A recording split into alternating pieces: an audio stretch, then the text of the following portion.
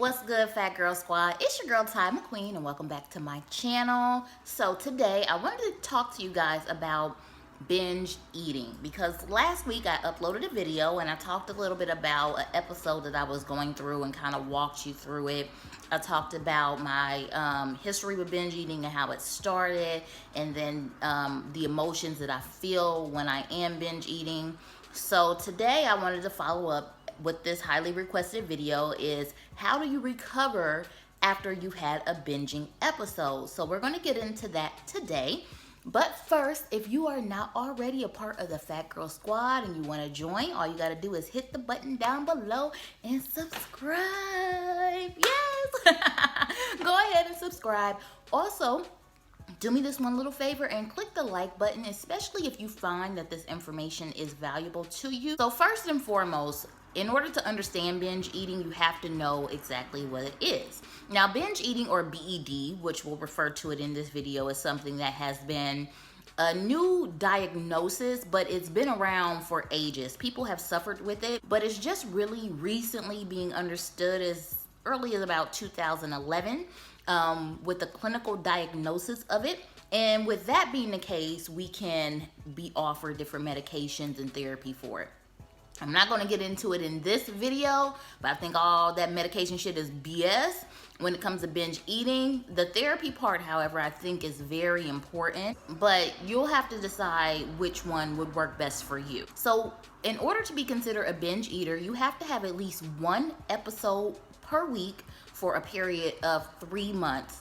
And during the episode of binging, you have to have at least 3 of these 5 factors occurring. Eating rapidly or faster than normal, eating until you're uncomfortably full, eating even though you're not physically hungry, eating alone because you feel embarrassed or ashamed, and then after eating, you feel disgusted, depressed, or guilty because of all the food that you did eat. Now, depending on the amount of binges you have per week will determine the severity of your binge eating disorder. So if it's 1 to 2 times per week, that's considered mild. 4 to 5 times per week is considered moderate. 8 to 13 times is considered severe. And 14 or more times per week is considered extreme binge eating.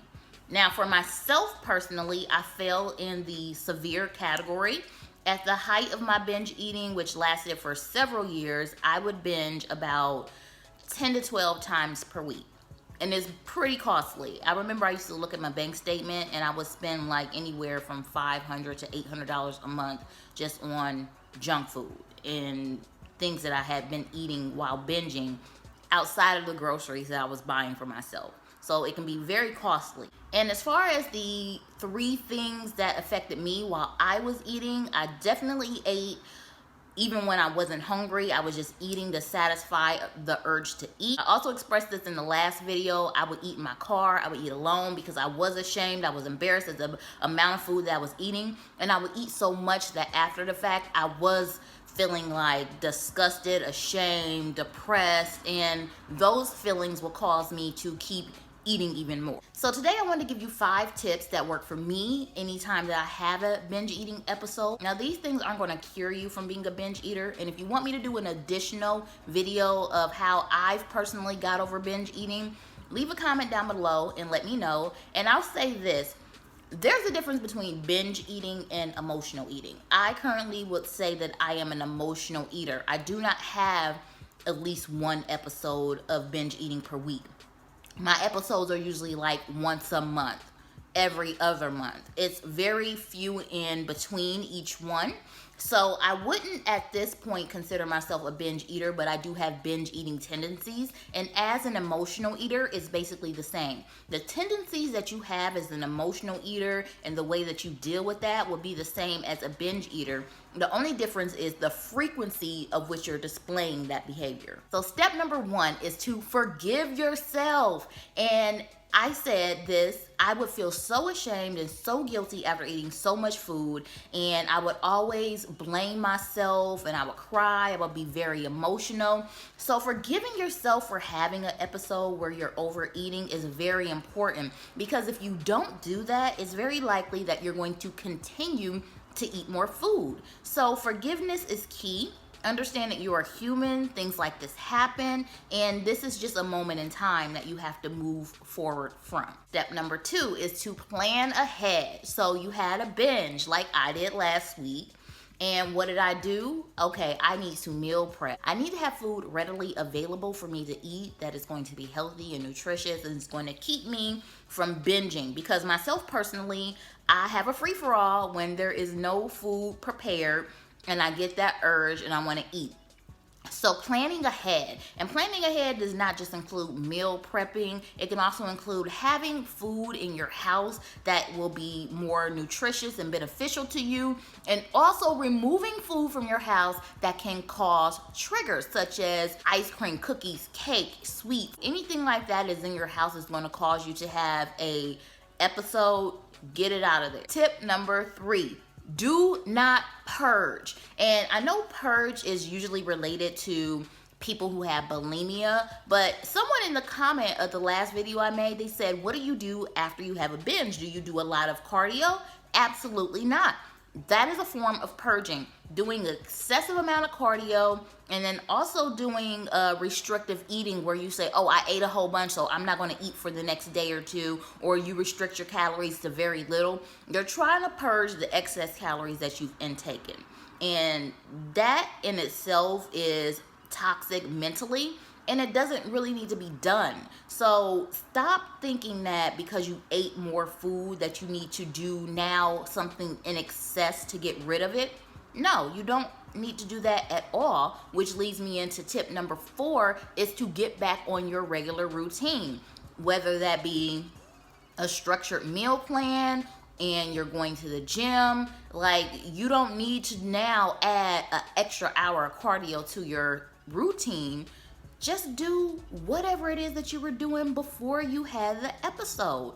Now, what I would say, if you want to do a little bit more exercising, I do not suggest doing a ton of cardio. I would actually suggest doing like a 15-minute HIIT circuit. And you can do that any type of way, whether it be sprinting. You could take about 3 or 4 exercises and complete them back to back in a circuit, going as intense as possible. But you don't need to be really extreme. Your body will release the excess calories through exertion. And the best way to have that exertion is by depleting your glycogen, which usually is done from weight training or HIIT training, and not from doing a shit ton of cardio, walking on a treadmill, being on a Stairmaster for an hour. It's just not necessary, and it is so mentally toxic. And tip number 5, this is something that I still do and something that really helped me in the past, is when you have these episodes, journal it. There are going to be triggers that you have that make you binge eat, which are usually sadness, anger, or frustration. For me, last week, it was definitely sadness. I was missing my family. I was really thinking about the baby that I lost, my grandmother as well. It was 2-year anniversary of her death. So all of those things encompass into an emotional eating session for me. And I wrote all that down so I could understand exactly why I was eating the way that I was. So for you, whenever you have an episode, you really want to journal things like, where were you? Who were you with? What were you feeling? Try to figure out why you were feeling that way, how long you were feeling that way. As many things as possible that you can write down to help you understand how you were feeling in that time of your binge. And then as you accumulate more notes, you can go back and say, yo, when I'm with this motherfucker, I'm always overeating, so maybe I don't need to be with that motherfucker. Or when I'm here at this place, I get these emotions and I need to steer clear of that place so I don't get these emotions. Like, I used to smoke cigarettes, and for the longest time, I could not go into the gas station to pay for my gas or any convenience store. Automatically, it would trigger me to want to buy cigarettes even though I was not smoking. I remember there were so many times just out of habit, I would go into the gas station, pay for my gas, buy a pack of cigarettes, and I'm like, why did I even buy this? It's a habit. So you have to learn the habits and the things that are causing you to react the way that you are. And also understanding your triggers, what triggers you, and not just people, places, but also things that trigger you in regards to food. Me, I love pizza. I love pizza. And I love alcohol, but I know that pizza and alcohol for me can be triggers. So I have to limit the amount of pizza that I eat, because I could eat a slice and it would just like, oh my God, I want more, and it becomes uncontrollable. Like January, I was a lot thicker. I was on the pizza and french fry diet. I was eating pizza and french fries like every day. Now, I wasn't binging and I wasn't eating over calories. Like I was still in a deficit per se.